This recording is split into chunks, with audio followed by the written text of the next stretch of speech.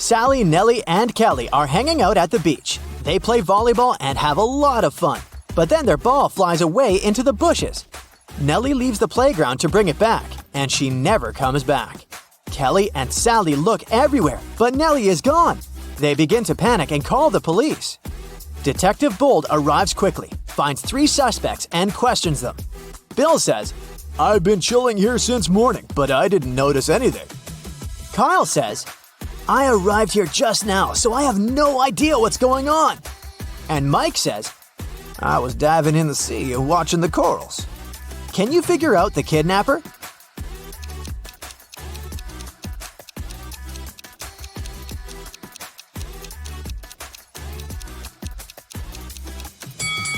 It's Kyle. He's wearing the same cap as Nellie. It seems too small for his head. That's because Kyle kidnapped Nellie and stole her cap.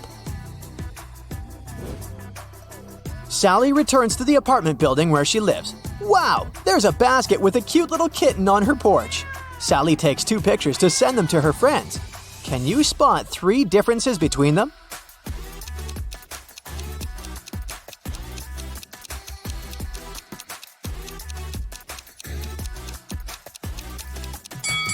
Here they are.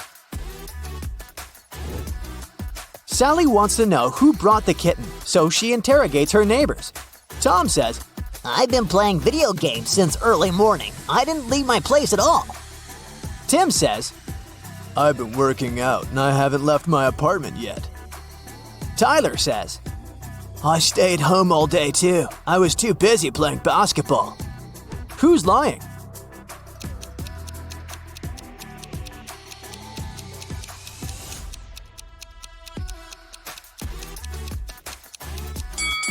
Tyler. He's playing with a soccer ball, not a basketball.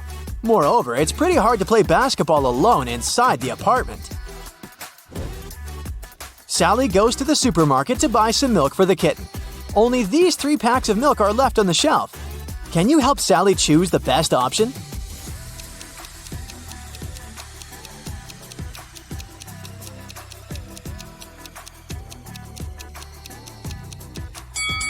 The second milk expired 2 centuries ago, and the third milk carton is bloated, which means that it has already turned sour.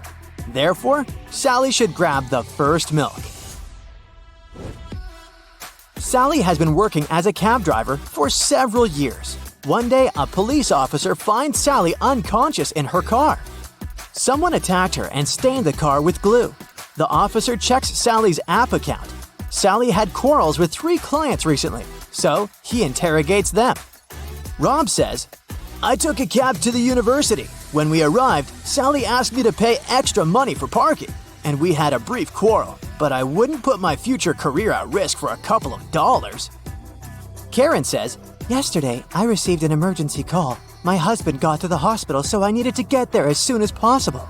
But Sally was driving very slowly. That's why we had a quarrel." And Mrs. Green says, "I was returning home from the supermarket after grocery shopping. Sally asked for extra money for helping me with the bags. I didn't like it." After hearing their stories, the officer knows for sure who's guilty. What about you?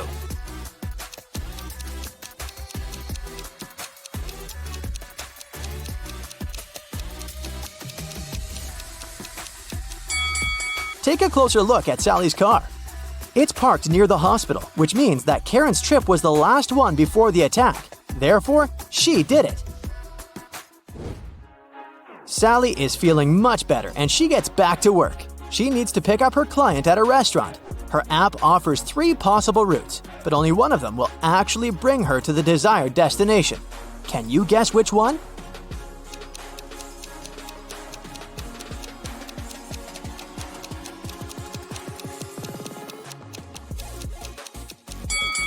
Sally should choose the second route.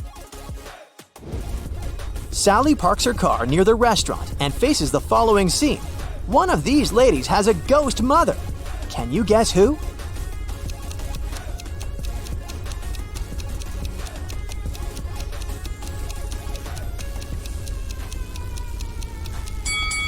The second lady is a ghost mother. Take a look at her mother's face. She's even younger than her daughter, which means that time has stopped for her a long time ago. Moreover, she leans over a candle without any fear of an open flame. Sally wants to visit her boyfriend Ken at his office, but the front door is locked. Can you help Sally figure out the 5-digit code?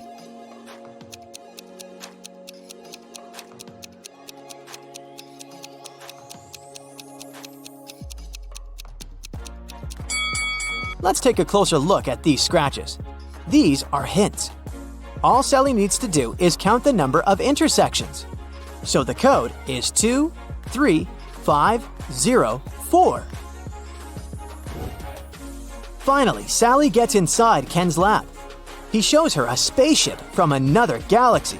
Ken found it and managed to repair everything except the dashboard.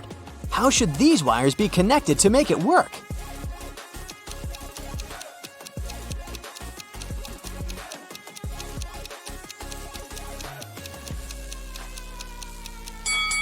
Here, we see unfamiliar symbols from another galaxy.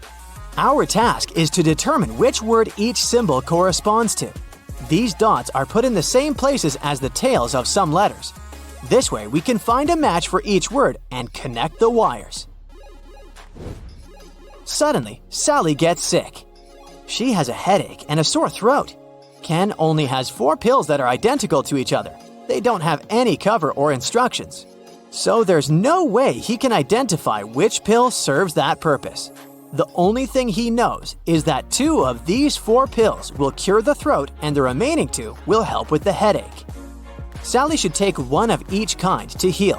What should she do?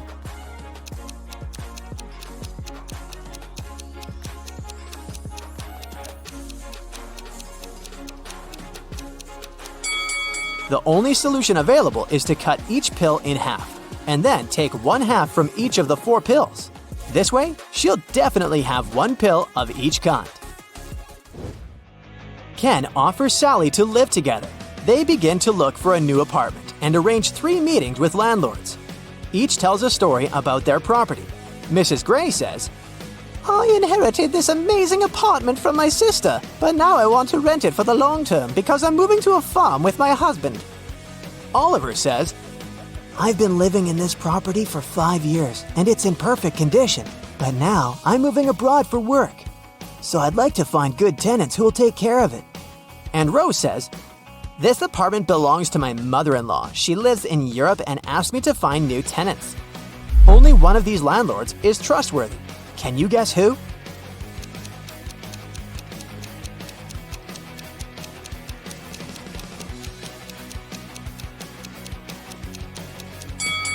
There's an advertisement near Mrs. Gray's apartment. This property is for sale.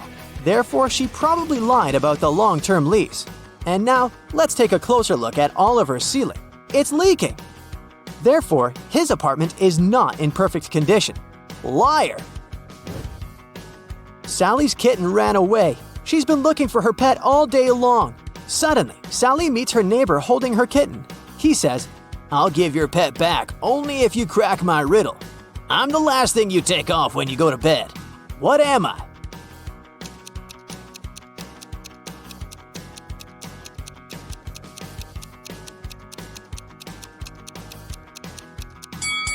Ready to hear the correct answer?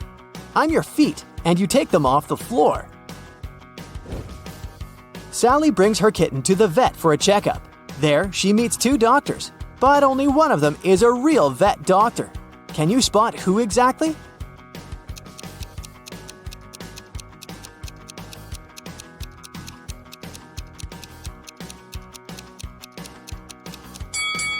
Real doctors usually wear gloves at work, but the guy on the left doesn't wear any, although he's holding a dog. Sally wants to get a job in a magic shop. The owner gives her a test assignment to find a love potion on this shelf. Sally is very confused because the recipes are too complicated. Luckily, Sally's possible future coworker, Glenda, agrees to give Sally a hint. She provides her with a bunch of recipes, and now Sally needs to figure out the correct one by herself. She only knows that a love potion should contain these 5 ingredients. Can you help her find the right bottle?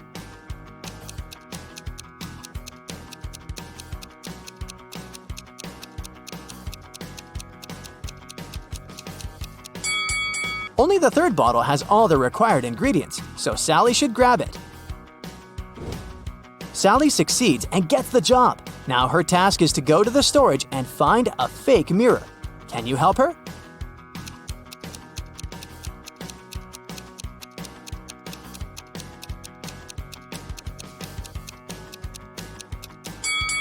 Only the second mirror shows the correct reflection, so the remaining two are fake. Sally and Glenda get hungry and order some food. Their meals are almost identical, but in fact, they have 3 differences. Can you spot them?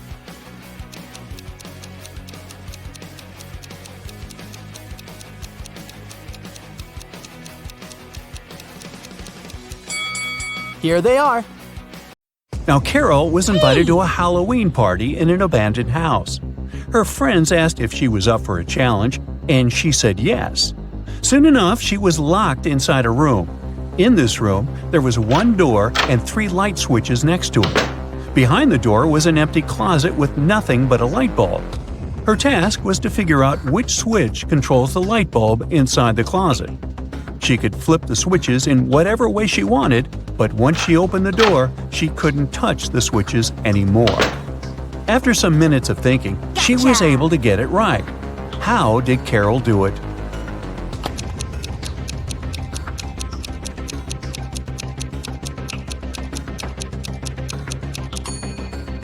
Okay, let's go step by step. She flipped switch number 1 and then waited a few minutes. She flipped it back to off and then immediately flipped switch number 2. Then she opened the door and checked the light. The bulb was off, so she discovered that it wasn't switch number 2 that controlled the light. So she decided to touch the bulb to test if it was hot or cold. If the bulb had been cold, that would have meant that switch number 3 controlled it. But the bulb was hot, so that meant that switch number 1 controlled 1. Way to go, Carol! To get back to the party, Carol had to solve another riddle. There were 2 hourglasses in front of her. One hourglass measures 7 minutes, and the other one measures 4 minutes. She needed to time 9 minutes using both hourglasses. How could she do it?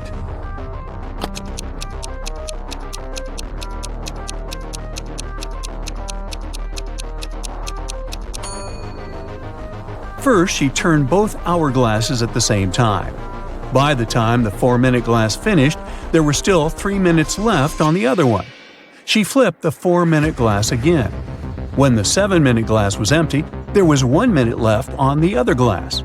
And once the 4-minute glass emptied again, there was 1 minute's worth of sand at the bottom half of the 7-minute timer. She flipped it over again, so there was 1 minute worth of sand on the top of the glass. And when the 7-minute timer finally emptied again, 9 minutes elapsed in total.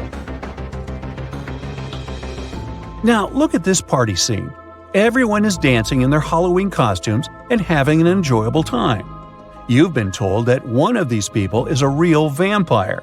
Can you figure out who it is?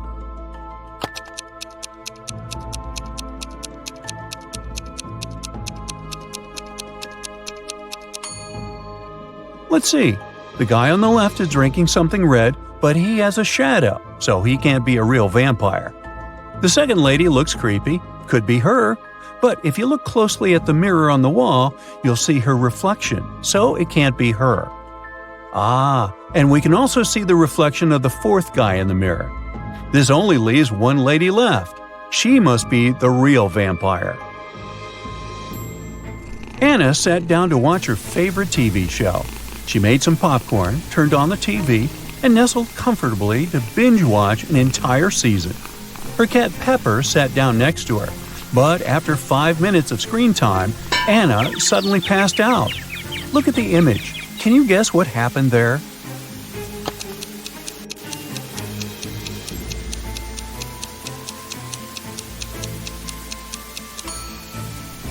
Anna's cat Pepper got scared with the loud thump that came from the TV. It jumped on top of Anna and it scared the life out of her.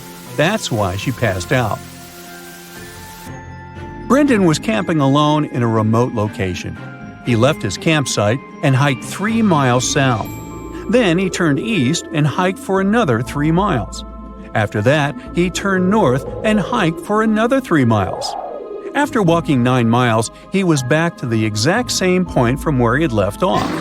Plus, he got there just in time to find a bear trying to open his tent and steal his food.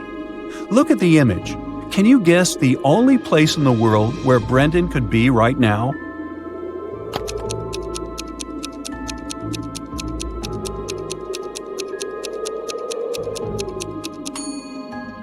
It's the North Pole. That's the only place where you can hike for 3 miles south, east, and north and end up exactly where you left off. Fraser bought a cozy home in Vancouver. On a sunny day, he decided to take his dog out for a walk. When he let his dog off the leash, it ran extremely far away from him. At some point, the dog was opposite him across a huge lake. Fraser called his dog, who managed to cross safely to the other side of the lake without getting wet or using a boat. Can you guess how the dog managed to do it?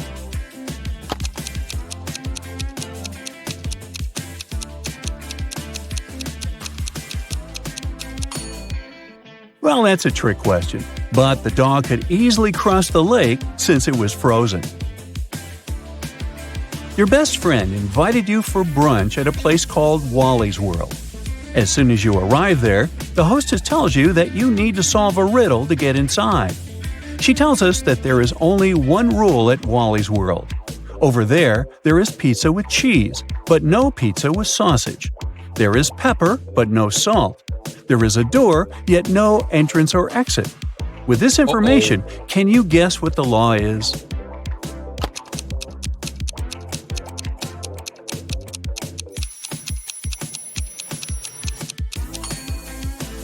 Everything in Wally's World must contain double letters. So things such as pizza, pepper, and cheese are allowed inside. Whew! That sure wasn't obvious, huh?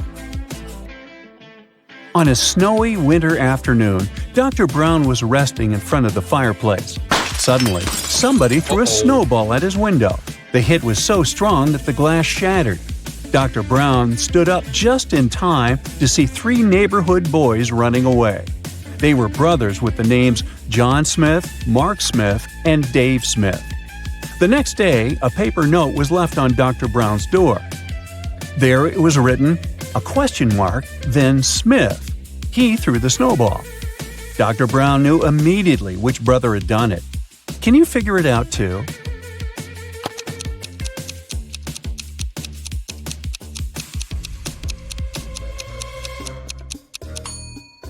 It was Mark. You see, the note said, question Mark Smith. He threw the snowball. But the boys were clever and put a question mark instead to test Dr. Brown's detective abilities. Henry was backpacking through Brazil by himself. One evening at around 8 p.m., he got very hungry and decided to look for a cozy restaurant to have some dinner. He walked into a traditional restaurant only to find a customer and a waiter arguing over something. The customer said that he had ordered clam soup, while the waiter was saying he had only ordered a cup of tea. Henry saw something that immediately showed him who was lying. Can you find out too?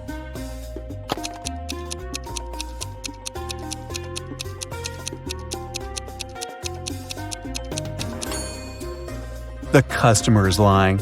Behind him, there's a huge sign that says the restaurant only serves soup from 1 to 4 p.m.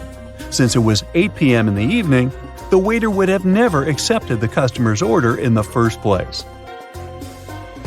Cheryl ran into her house extremely worried. I set off as soon as I heard the news, she told the police officer. I was at my parents' house in another town. What's happened to my husband? Well, the police said, somebody hurt Mr. Moffat, and he ended up in the hospital. He's going to be okay, but we still need to find out who did this to him. The police officer has questioned 3 suspects so far. Mr. Moffat's secretary said, I was sent to visit Mr. Moffat's business partner in the morning. Some important documents needed signatures. The cook said, I haven't left the kitchen today. Mr. Moffat wanted me to prepare a meal for him and his wife. The housekeeper said, I didn't hear anything today. I was doing some household chores all day long. After that, I was so tired, I decided to take a nap. The police officer realized who the culprit was in no time. Can you figure out who did it?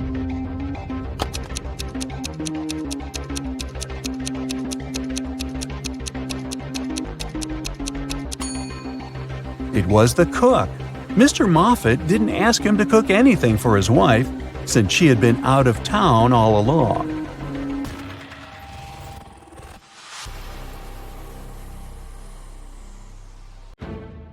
Hey, I've got a couple of riddles for you today, but those are hard, so start your brain engine and let's go.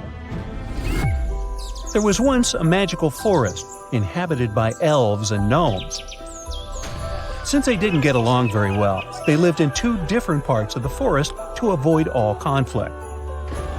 One day, centaurs invaded the forest and elves and gnomes were forced out, running in different directions. Let's follow a small group of 6 creatures, 3 elves and 3 gnomes. They ran west, but unfortunately, they stumbled across a lake. None of them could swim, but luckily, there was a raft. The raft could only carry 2 creatures at once, 2 elves, 2 gnomes, or 1 elf and 1 gnome. So you need to figure out a way for all of them to cross the lake safely. Now, here's the problem. If there are more gnomes on one side than elves, they will attack them. Even if an elf is on the raft, but not in the part of the lake where there are more gnomes than elves, it's still not safe. Can you figure out a way for them all to cross the lake safely? Okay, so here are 5 possible first steps.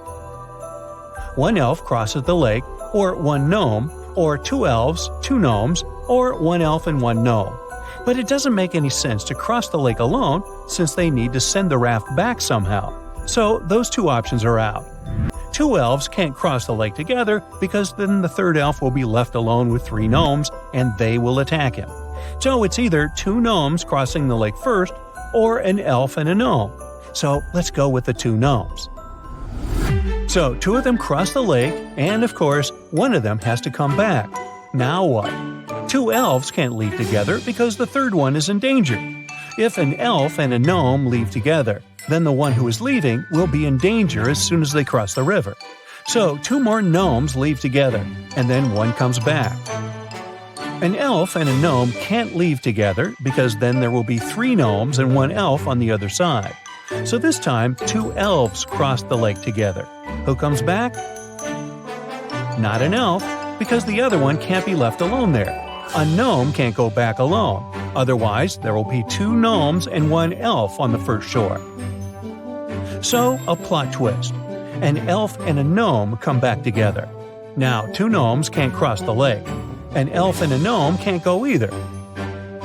So, the 2 remaining elves go to the other shore together. None of them can now return since there are 2 gnomes left on that shore. So, a gnome will return to pick up one of his buddies. Then another gnome will go to pick up the last gnome. But it's not the only solution. You could also succeed by sending a gnome and an elf together as a first move. Here's a graph of how it would play out.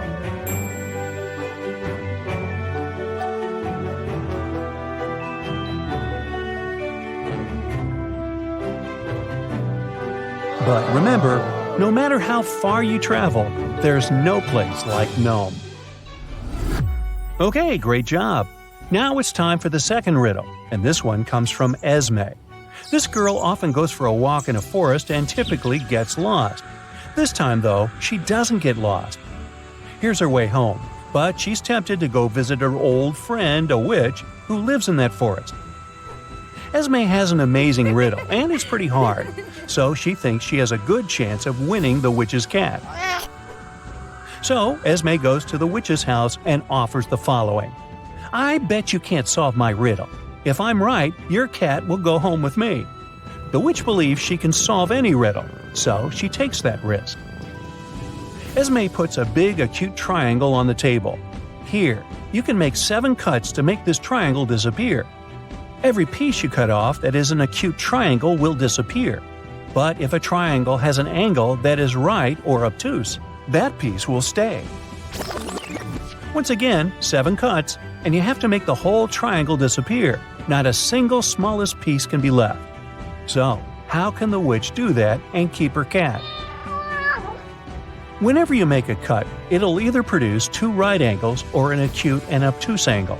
The witch seems to be doomed, but then she looks at the pizza she hasn't finished. When you cut into more than 4 pieces, all angles are acute. The problem is that a pizza is round, and we're dealing with a triangle. Still, the trick also works with other shapes, like hexagons and pentagons. Good for the witch, she can make a pentagon out of this acute triangle by making just 2 cuts. The small cut-off triangles are acute, and they disappear. Now, the witch needs to deal with the pentagon like she does with a pizza. Cut it into 5 pieces using the last 5 cuts. That's a success story. Hey, we know you like the cat, Esme, but maybe get one of your own. Okay, do you think you can crack another one? I promise it's the last one for today, and it's quite fun. No more geometry. Here's how the story goes. 1,000 years ago, 6 siblings founded a magical school. Ingram, Regalia, and Corona are witches, and Agnard, Ardumo, and Modnar are wizards. A pair of siblings found a house each, and the names of those houses are Rymeth, Madlo, and Damora. All 6 of them also founded the 4th house, named after their 7th sibling who went missing when they were young. You are invited to study in the magical school, but as you arrive, you have to be sorted into your house. You have to put your hand on the sorting book and wait for its decision to light up on the cover. When you do it, the book sees potential in you. So instead of sorting you into one of the 3 houses right away, it gives you an opportunity to get into the 4th house, where the most gifted young magicians go. To prove that you're good enough to be sorted into that house, you have to solve the sorting riddle. The task is to guess the name of the special house, which no one but its students knows. But you have some guidelines that can serve as hints. First, you have to find out who founded which house. Here are some statements. Every house was founded by a brother and a sister. Corona and Regula found Rymeth and Madlo, but not necessarily in this order. Ingram and Ardumo founded Madlo and Damora, but not necessarily in this order. Agnard and Regala founded the same house. Now, after you figure it out, the next step is to guess the name of the secret house. To find it out, find what all siblings have in common. So, are you gifted enough to get sorted into that special house? First, you have to find out who founded which house. So, the pair is always a brother and sister. Let's look at conditions 2 and 3. Each of them mention Madlo. Both Corona and Regala are sisters, which means that no matter who founded Madlo, it already has a sister founder. Therefore, Ingram, who is also a witch, couldn't have founded this house, which means that Madlo was founded by Ardumo, so Ingram founded Damora. Agnard founded the same house with Regala, so it was Modnor who founded Damora with Ingram. Therefore, it only leaves us with Rymeth for Agnar and Regala. Finally, Corona founded Madlo. Okay, great. Now we have to figure out the name of the 5th house. What did the siblings have in common? Of course, all of them have the letter R in their names. Let's put them in the order of appearance of the letter in their names, starting with Regala. Under each of their names, let's put the name of the house they founded. Now, the respective letters under each R form the name Radota.